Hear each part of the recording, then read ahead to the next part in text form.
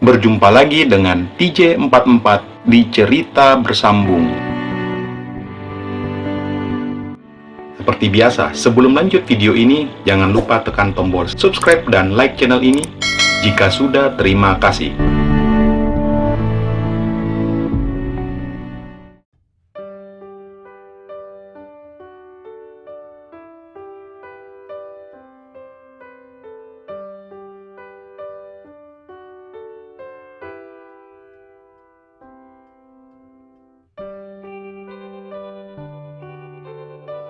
Bukan gitu, jawab Rahma sambil menggelengkan kepalanya pelan.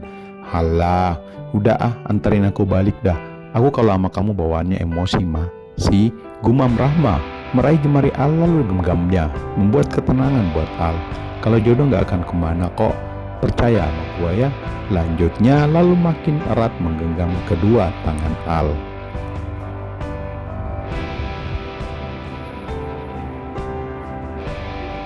Maafkan aku ya Ma, masih ada nggak secuil kesempatan buatku untuk mendapatkan hati kamu? Nggak tahu sih.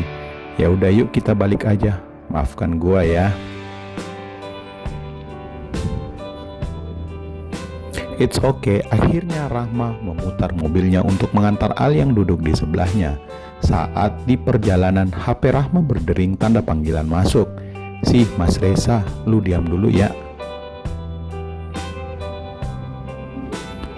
Al sedikit gondok. Ya halo mas, terdengar suara Rahma ketika menjawab panggilan telepon dan Al yang berada di sebelahnya memilih untuk diam. Ini lagi di jalan. Oh gitu, ya udah Rahma segera ke sana. Bye, I love you. Akhirnya Rahma menutup teleponnya dan Al hanya menatap jalan raya dengan emosi yang saat ini sedang tertahan. Al, maaf sebelumnya, gue turunin di depan hotel Arya Duta boleh nggak? Tanya Rahma. Ada sedikit rasa tak enak terhadap Al untuk mengatakan maksudnya. Kenapa? Gue disuruh jemput sama Mas Reza di kantornya karena malam ini dia lembur dan mobilnya lagi diservis di bengkel. Luyu dengan kesal Al turun dari City Car milik Rahma dan segera berjalan mencari taksi di sepanjang jalan penghibur. Pukul 10.30 Al tiba di apartemennya lalu segera membuka pintu dengan menggunakan smart card-nya. Loh, Al terkejut saat melihat meja makan yang penuh dengan makanan yang disajikan oleh Reva sejak tadi.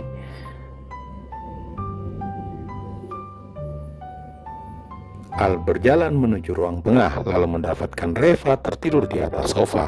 Al kemudian berdiri di samping sofa lalu berjongkok menatap wajah gadis itu. Dasar, gumam Al sesaat.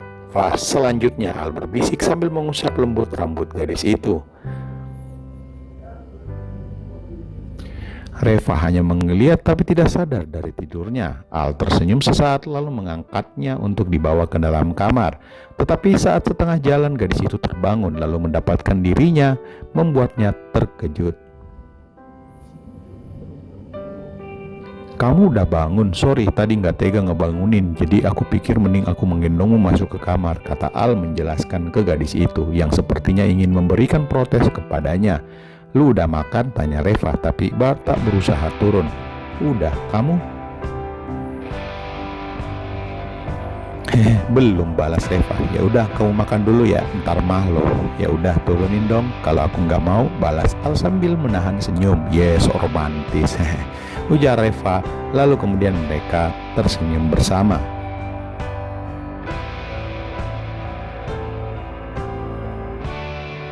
Malam minggu di ballroom Clarin Hotel sedang diadakan malam perpisahan manajemen Lestari Jaya karena besoknya semua aset kepemilikan Lestari Jaya akan berpindah tangan ke pihak 3MP. Terlihat Nos juga baru tiba lalu mengambil ponsel untuk menghubungi Citra karena sesuai info dari Al jika Citra sudah tiba di Makassar. Halo Cit, kata lu Al di Makassar ya? Tanya Nos. Sudah berada di ballroom beserta jajaran manajemen Clarion Hotel. Tak lupa juga Pak Ferdinand beserta Pak Toto hadir di meja VIP bagian depan.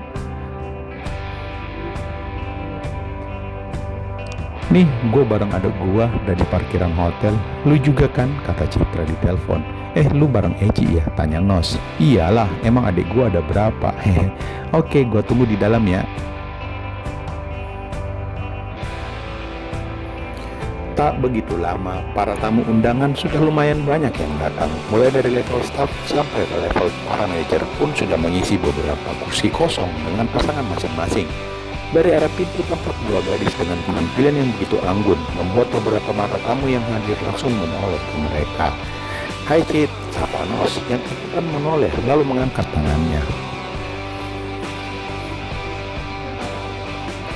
"Yuk Ci," ujar Citra mengajak Eci adiknya untuk ikutan masuk. Saat tiba, Citra langsung menyapa yang ada di meja tersebut. "Malam Pak Ferdi dan Pak Toto, malam Ibu Citra. Wah, saya jadi agak kaget atas kehadiran Ibu di acara saya malam ini," ujar Pak Ferdi sambil menjabat tangan Citra.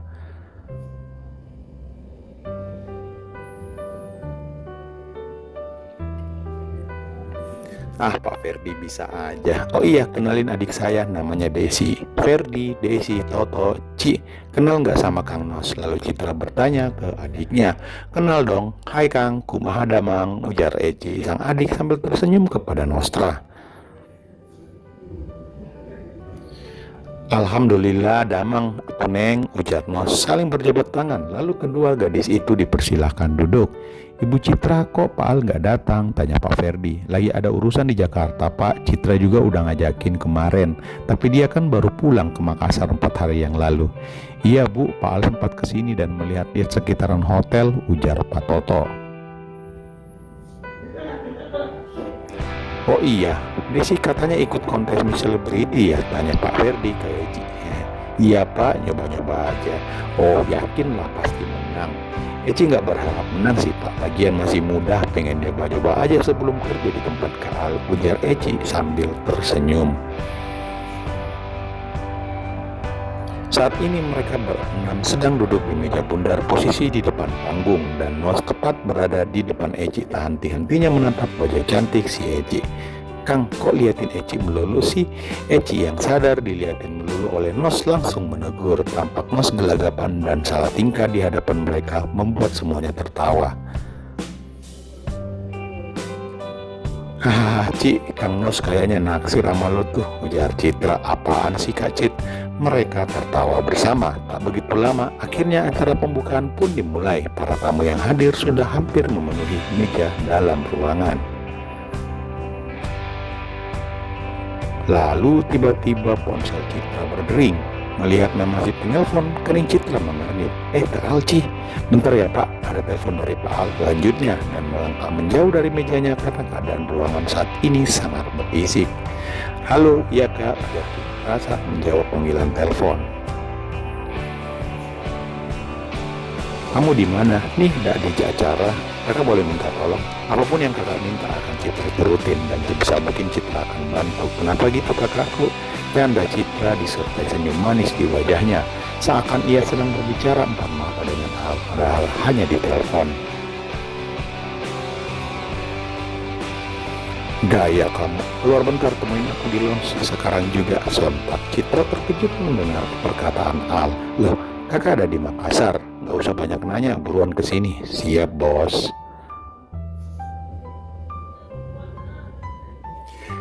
Tak lama Citra segera melangkah keluar menuju lounge hotel. "Kak, kok nggak masuk?" tanya Citra begitu tiba. "Duduk dulu," ujar Al. "Yap, ada apa Kak?" tanya Citra yang udah duduk di depannya. "Bentar, anggap kalian gak ngenalin aku ya, dan tanya ke Nos, bilang dia seakan-akan tidak mengenaliku lagi."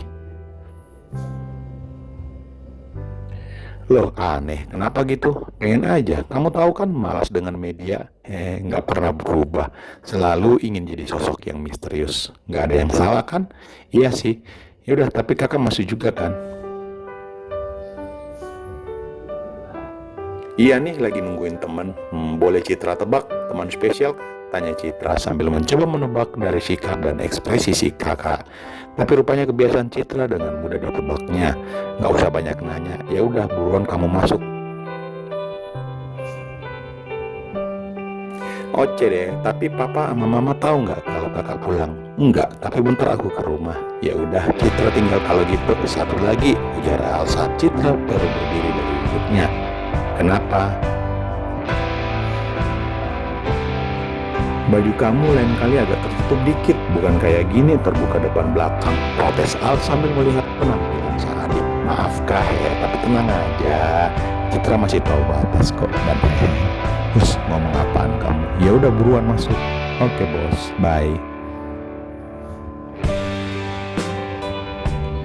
Beberapa saat kemudian, rupanya Al tadi menunggu kedatangan Reva dan kini mereka berdua telah berjalan masuk ke dalam ballroom. Saat melihat meja yang kosong, rupanya dari salah satu meja tampak kumpulan kawan Reva. Hai Fa, sini. Kalian bareng ya? Cie ada yang udah jadian nih, ujar Yanti. Rahma yang duduk di meja yang sama memasang muka tak senang akan kehadiran Reva dan Al. Al, duduk yuk. Kalian udah jadian? Tanya Rio, suami Yanti, teman sekolah Al. Kepo banget sih kalian, ujar Reva menjawabnya. Si Mr. itu SPV kita yang terhormat Ibu Indah, ujar Yanti melihat sepasang muda-mudi yang tak lain Indah dan Rian baru saja tiba. Reva ikutan menoleh ke arah yang sama dan langsung mengepalkan kedua tangannya menahan amarahnya saat ini. Al nampak diam saja dan sepertinya malam ini dia sengaja berpakaian santai dengan kaos berkerah dengan jeans hitam sedang duduk di sebelah Reva. Kamu baik-baik aja Pak, bisik Al yang langsung meraih tangannya. It's okay Al, hai boleh gabung, ujar Indah menyapa mereka. Pak Reza, kok gak join sama anak-anak marketing sih, malah gabung sama anak-anak front office, lanjutnya yang melihat keberadaan Reza yang sebetulnya berada di divisi marketing dan juga dia adalah manajer marketing, duduk di sebelah Rahma. Namun pada dasarnya memang Indah orangnya selalu gila urusan. Kan ada Rahma bu, jawab Rahma membuat Indah lumayan keki. Dan hal ini cowok gua, ujar Indah memperkenalkan Rian ke mereka. Reva hanya diam dan mencoba untuk menahan emosinya, meski beberapa kali Indah menoleh kepadanya dengan senyuman yang dibuat-buat. Sungguh sangat menyebalkan menurut Reva. Selama acara berjalan terlihat Rahma mencuri pandang ke Al dan begitu juga sebaliknya. Sedangkan Reva hanya melirik Rian sesekali lalu menoleh ke Al yang saat ini tersenyum ke arahnya.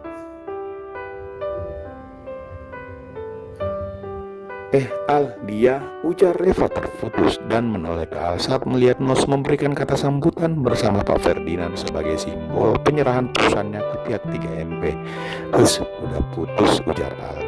Ya, karena Reva mengenal Nos saat pertama kali bertemu dengan Al dan menurut Reva pria di atas panggung itu adalah pasangannya. Kasihan. Jadi lu sekarang lagi jomblo dong, tanya Reva sambil senyum. Lucu deh lu Al kayak gitu. By the way, lu mau gak gue jodohin sama si Rian? Sambil pinginisan, Reva kembali mengolok-olok pria itu. Stop, well.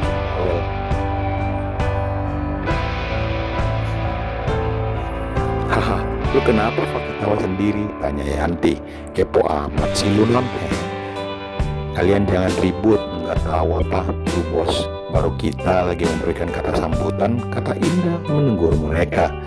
Reva dan Yanti mencibirnya lalu memilih untuk diam. By the way, lihat nggak tuh dua cewek di meja bos-bos?